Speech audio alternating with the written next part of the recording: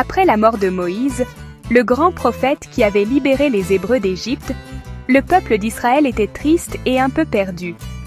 Il se trouvait juste à la frontière de la terre promise, ce pays merveilleux que Dieu leur avait promis depuis si longtemps. Mais qui allait maintenant les guider? Moïse était un chef si fort et si sage. Le peuple avait besoin d'un nouveau leader pour les mener dans cette nouvelle aventure passionnante. Il se demandait qui pourrait bien prendre une place aussi importante et les aider à accomplir la promesse de Dieu. C'était un moment de doute, mais aussi un moment où il fallait faire confiance.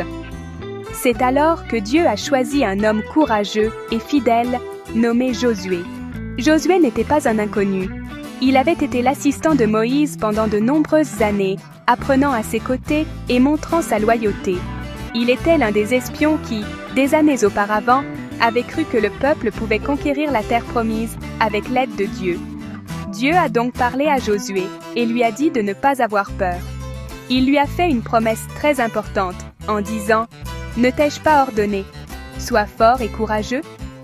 Ne sois pas effrayé, ne sois pas terrifié, car l'Éternel ton Dieu est avec toi partout où tu iras. » Josué, chapitre 1, verset 9. Avec ces paroles rassurantes, Josué a accepté sa nouvelle mission avec beaucoup de courage et de détermination. Il savait que la tâche serait immense et pleine de défis. Il devait guider des millions de personnes, organiser des batailles et s'assurer que tout le monde continue de suivre les commandements de Dieu. Ce n'était pas un rôle facile à assumer, surtout après un chef aussi respecté que Moïse. Mais la promesse de Dieu lui donnait la force nécessaire pour avancer, sachant qu'il ne serait jamais seul dans cette grande entreprise qui l'attendait. Josué a immédiatement commencé à préparer le peuple. Il a rassemblé les chefs des tribus et leur a transmis les instructions de Dieu. Il leur a rappelé la promesse que Dieu leur avait faite et les a encouragés à être forts et unis. Son leadership a rapidement inspiré confiance. Les gens ont vu en lui la même foi et la même sagesse qu'ils avaient vue en Moïse. Ils ont promis de le suivre et de lui obéir, tout comme ils l'avaient fait avec Moïse. Le peuple d'Israël était de nouveau prêt à avancer, uni derrière son nouveau chef, prêt à entrer dans le pays de leurs ancêtres. Le premier grand obstacle qui se dressait devant Josué et le peuple d'Israël était le fleuve Jourdain. À cette époque de l'année, le fleuve était en crue, ce qui signifie que l'eau était très haute et le courant très fort. Il semblait impossible de le traverser avec des millions de personnes, des familles, des enfants et des animaux. C'était un défi de taille, un véritable test pour la foi du nouveau chef et de son peuple. Comment allait-il pouvoir franchir cette barrière naturelle pour enfin entrer dans la terre promise? Tout le monde regardait Josué, attendant de voir ce qu'il allait faire face à cette situation difficile. Mais Josué se souvenait de la promesse de Dieu. Il savait que Dieu leur montrerait le chemin. Il a donc donné des instructions très précises au peuple. Il a dit aux prêtres de prendre l'arche de l'Alliance, un coffre sacré qui représentait la présence de Dieu, et de marcher en avant, droit vers le fleuve. Il a dit au peuple, « Sanctifiez-vous, car demain l'Éternel fera des prodiges au milieu de vous. » Josué chapitre 3, verset 5. C'était une demande étrange, marcher directement dans un fleuve déchaîné. Cela demandait une confiance totale en Dieu et en son serviteur, Josué. Et c'est alors qu'un miracle incroyable s'est produit. Dès que les pieds des prêtres qui portaient l'arche ont touché l'eau du Jourdain, le fleuve a cessé de couler.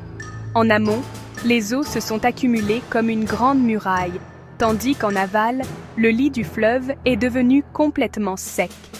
C'était un miracle tout aussi spectaculaire que celui de la mer Rouge avec Moïse. Le peuple pouvait maintenant traverser le fleuve à pied sec en toute sécurité. Ils ont marché entre les eaux, émerveillés par la puissance de Dieu qui agissait sous leurs yeux. Pendant que tout le peuple traversait, les prêtres sont restés au milieu du lit du fleuve avec l'arche de l'Alliance.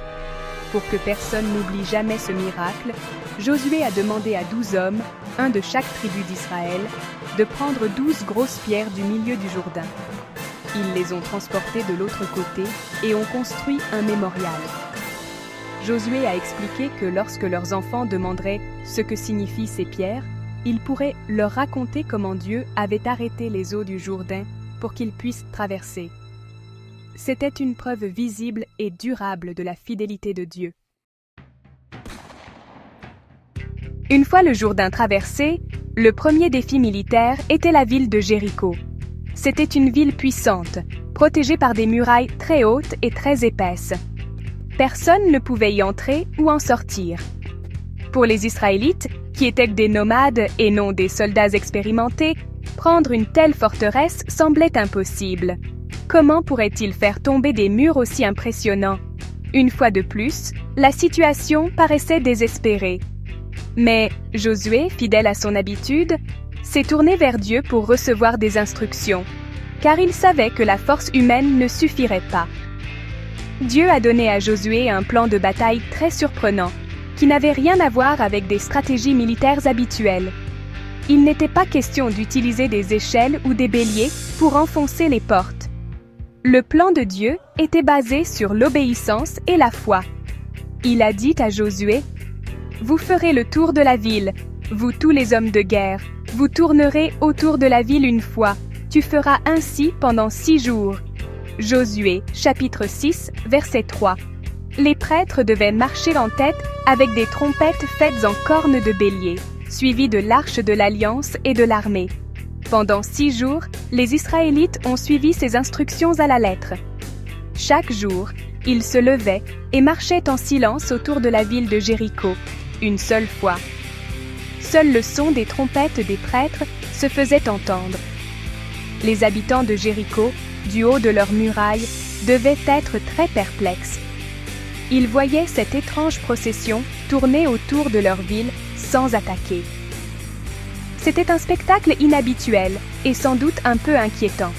Pour les Israélites, cela demandait une grande discipline et une foi inébranlable pour obéir à un ordre aussi étrange jour après jour. Le 7e jour, les instructions ont changé. Dieu a dit à Josué de faire le tour de la ville, non pas une fois, mais 7 fois. Après le 7e tour, les prêtres devaient sonner une longue note avec leurs trompettes, et tout le peuple devait pousser un grand cri de guerre. Josué a transmis l'ordre et le peuple a obéi. Après le 7e tour, au signal, ils ont tous crié de toute leur force. C'est à ce moment précis que les murs de Jéricho se sont effondrés. Ils sont tombés sur eux-mêmes, ouvrant une brèche pour que l'armée d'Israël puisse entrer et prendre la ville. La victoire était totale, grâce à leur obéissance à Dieu. L'histoire de Josué n'est pas simplement un ancien récit de batailles et de miracles. Elle est remplie de leçons importantes qui sont encore très utiles pour nous aujourd'hui, et surtout pour les enfants. La première leçon est celle du courage. Josué a été choisi par Dieu parce qu'il était courageux, mais Dieu lui a quand même dit d'être fort et courageux. Cela nous montre que le courage n'est pas l'absence de peur, mais la décision d'avancer malgré la peur, en faisant confiance à une force plus grande que nous. Pour les enfants, cela signifie oser essayer de nouvelles choses, même si elles semblent difficiles. La deuxième leçon est celle de la confiance et de l'obéissance. Josué n'a pas toujours compris les plans de Dieu. Marcher autour d'une ville fortifiée pendant 7 jours semblait sûrement étrange, mais il a obéi sans poser de questions. Il faisait confiance au fait que Dieu savait ce qu'il faisait. Cette histoire nous apprend que parfois, les règles que nos parents ou nos professeurs nous donnent peuvent sembler bizarres, mais qu'il est important de faire confiance et d'obéir, car ils veulent notre bien. La confiance en Dieu et l'obéissance ont permis à Josué de remporter des victoires impossibles. De plus, l'histoire de Josué nous enseigne l'importance de se souvenir des bonnes choses que Dieu fait pour nous.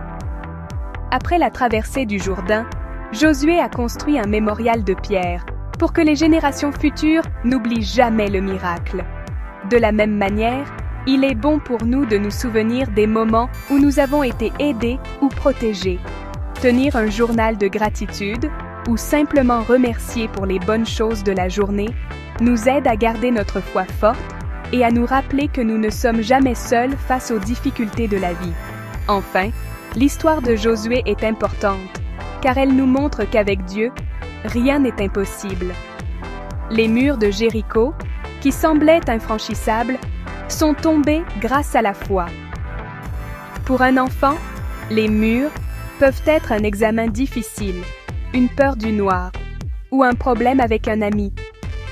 L'histoire de Josué nous encourage à affronter nos propres murs avec foi, en sachant que si nous demandons de l'aide et que nous faisons de notre mieux, nous pouvons surmonter les plus grands obstacles. C'est une histoire d'espoir qui nous rappelle que la foi peut vraiment déplacer des montagnes ou faire tomber des murs.